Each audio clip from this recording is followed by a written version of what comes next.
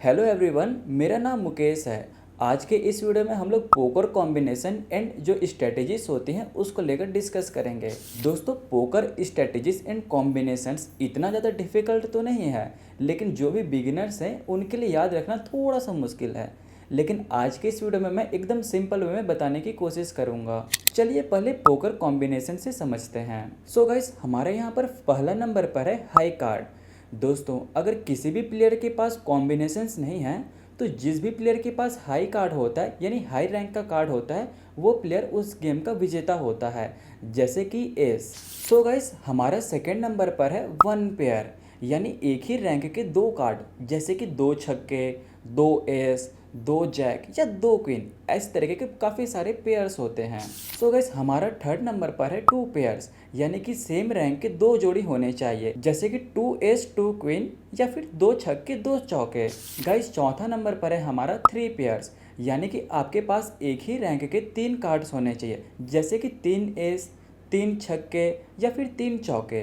दोस्तों, चौथे नंबर पर है स्ट्रेट्स यानी कि in order to five cards, लेकिन डिफरेंट डिफरेंट सूट्स पर, तो वह चारों टाइप्स के कार्ड एक ही ऑर्डर पर होना चाहिए। सो गाइस, पांचवें नंबर पर है फ्लश यानी कि आपके पास पांच कार्ड्स एक के होने चाहिए। दोस्तों, सिक्स्थ नंबर पर है फुल हाउस यानी कि आपके पास तीन कार्ड्स एक रैंक के होने चाहिए और दो कार्ड्स अलग रैंक के होने चाहिए, यानी आपके पास टोटल पांच कार्ड्स होने हैं, जैसे कि एग्जाम्पल के लिए तीन जैक और दो एस। दोस्तों, सेवेंथ नंबर पर है स्क्वायर यानी कि आपके पास सेम रैंक के चार कार्ड होने चाहिए, एग्जाम्पल के लिए फोर एस या फिर फोर क्वीन। दोस्तों, एट नंबर पर है स्ट्रेट फ्लश यानी कि in order to five cards आपके पास सेम सूट के होने चाहिए, जैसे कि आपको इमेज में दिखाई दे रहा होगा। दोस्तों, आखिरी और नाइन्थ नंबर पर है रॉयल फ्लश यानी कि आपके पास सेम सूट के हाईएस्ट कॉम्बिनेशंस वाले कार्ड्स को रॉयल फ्लश कहा जाता है। दोस्तों, आइए अब हम समझते हैं बैंक रोल मैनेजमेंट। दोस्तों, यह पोकर का इंपॉर्टेंट स्टेज है। दोस्तों, यह एक ऐसी स्ट्रेटेजी है जो प्लेयर के पैसों को कंट्रोल करता है और साथ ही साथ रिस्क को कम करने के लिए भी मदद करता है। आइए अब हम समझते हैं basic principles of bankroll management. So दोस्तों, बेसिकली ये फोर टाइप्स के होते हैं। फर्स्ट नंबर पर है अपना size of bankroll, in second पर है लिमिट्स, इन थर्ड पर है emotion control, in number fourth पर है ग्रेजुअल ग्रोथ। सो दोस्तों, आइए अब हम समझते हैं बैंक रोल साइज को। दोस्तों, अपने लॉस को कवर करने के लिए आपके पास सफिशिएंट फंड्स का होना काफ़ी ज़्यादा ज़रूरी है। कहीं ऐसा ना हो कि अगर आप यहाँ पर लॉस कर रहे हो और उसको बेयर करने के लिए आपके पास सफिशिएंट फंड ही ना हो, क्योंकि आप यहाँ से हार कर नहीं जाना चाहते। आप डेफिनेटली से अपने लॉस को कवर करने के लिए कुछ अमाउंट तक और भी बाय करके रख लीजिए, ताकि इन फ्यूचर आपको ही काम आए। तो आइए दोस्तों, समझते हैं अब हम लिमिट्स को। दोस्तों, अगर आपका लिमिट्स आपके बैंक रोल से छोटा है तो आप बड़े दाव लगाने से बचें। आप यहाँ बस अपने लिमिट से ज़्यादा तक का दाव ना खेलें। तो दोस्तों, थर्ड नंबर पर है इमोशन कंट्रोल। हमें अपने आप को डिसिप्लिन मेंटेन करके रखना चाहिए। कई बार ऐसा होता है कि लॉस हो जाने के बाद हम अपने ईगो को सेटिस्फाइड करने के लिए उस लॉस को कवर करने में लग जाते हैं और बड़े से बड़े दाव खेलने लग जाते हैं। तो आप ऐसा होने पर बचें। गाइस, आखिरी और नंबर फोर्थ पर है ग्रेजुअल ग्रोथ यानी कि धीरे धीरे जब आपका लिमिट्स बढ़ता चला जाएगा ना, तो आप वहाँ पर बड़े बड़े दाव लगाना भी खेल सकते हो, लेकिन आप यह तब करें जब आपके पास एक प्रॉपर एक्सपीरियंस हो। दोस्तों, यह एक्सपीरियंस आपको खेलने के साथ साथ ही प्राप्त होता है। तो चलिए गाइस, अब हम बेसिक पोकर स्ट्रेटेजीज को समझते हैं। तो हमारा फर्स्ट नंबर पर है एग्रेसिव स्टाइल। दोस्तों, यह पोकर में one of the best style माना जाता है। मैं ऐसा इसलिए कह रहा हूँ क्योंकि प्लेयर यहाँ पर एग्रेसिव स्टाइल से दाव लगाते हैं, जिससे ओपोनेंट को कंफर्ट फील होने ही नहीं देते। पोकर में एग्रेसिव का मतलब यह नहीं है कि आप हर बार अपना दाव खेलें, बल्कि जब आपके पास एक स्ट्रॉन्ग हैंड हो ना, तब आप एकदम कॉन्फिडेंस के साथ अपने ओपोनेंट को फोर्स करके बैट करने के लिए कहें, ताकि आप इससे ज़्यादा से ज़्यादा चिप्स कमा सकते हो। लेकिन गाइस, हर एक स्ट्रेटेजीज का नुकसान एंड प्रॉफिट तो ज़रूर होता है ना, तो आइए हम उसे भी बारीकी से समझते हैं। तो चलिए हम इसका पहले फ़ायदा देख लेते हैं, उसके बाद हम लोग इसका नुकसान भी देखेंगे। तो दोस्तों, फ़ायदा में यह है कि अगर आपके ओपोनेंट को यह पता चल जाता है कि आपके पास स्ट्रांग हैंड है, तो वह यहाँ पास अपनी हार मानकर वापस भाग सकते हैं। दोस्तों आप अपने ओपोनेंट को बड़े दांव लगाने के लिए मजबूर करते हैं ताकि आप इससे ज़्यादा से ज़्यादा चिप्स कमा पाएं। तो आइए दोस्तों अब हम इसके नुकसान के बारे में भी समझते हैं। दोस्तों अगर आपके दांव गलत साबित होते हैं तो आप यहाँ पर बहुत ज़्यादा चिप्स भी खो सकते हैं। दोस्तों बेसिकली एग्रेसिव स्टाइल दो टाइप्स के होते हैं। पहला होता है टाइट एग्रेसिव स्टाइल एंड दूसरा होता है लूज एग्रेसिव स्टाइल।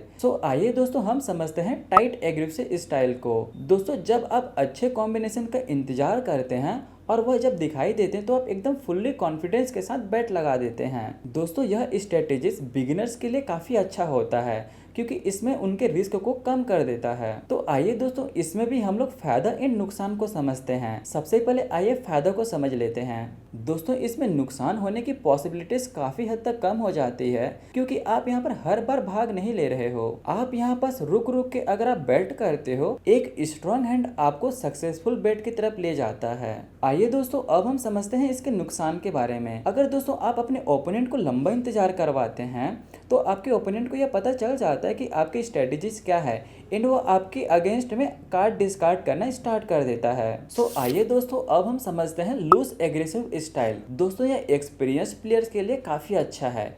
यहाँ पर आप एग्रेसिव स्टाइल से बैट लगाते हो, भले ही आपके पास स्ट्रॉन्ग हैंड हो या ना हो, उससे कोई फर्क नहीं पड़ता।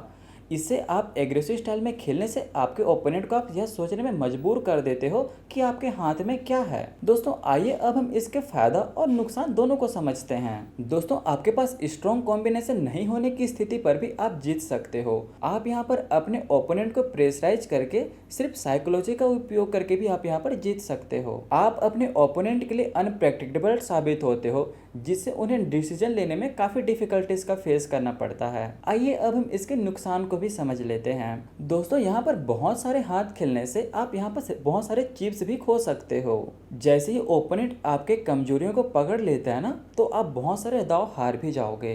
दोस्तों बेसिक पोकर स्ट्रेटेजीज का सेकंड नंबर पर है डिफेंसिव स्टाइल। कभी कभी सबसे अच्छी स्टाइल बचाव की होती है। मतलब यह है कि आपके पास सफिशिएंट कार्ड्स नहीं है फिर भी आप गेम खेलना चाहते हो, तो इस स्थिति में आप बस बैट को सपोर्ट कीजिए, इससे आपका लॉस भी नहीं होगा। आइए दोस्तों अब हम इसके फायदा और नुकसान को भी समझ लेते हैं। आइए दोस्तों फायदा को समझ लेते हैं। दोस्तों इसमें आपका रिस्क तो काफी ज्यादा कम हो जाता है और साथ ही साथ अगले राउंड में अच्छे कॉम्बिनेशंस कलेक्ट करने के चांस भी रखते हैं। दोस्तों आइए अब हम इसके नुकसान को समझते हैं। अगर ओपोनेंट को आपकी इन स्ट्रेटेजीज के बारे में पता चल जाता है ना, तो आपकी इन कमजोरियों को वो अपना फायदा भी बना सकते हैं।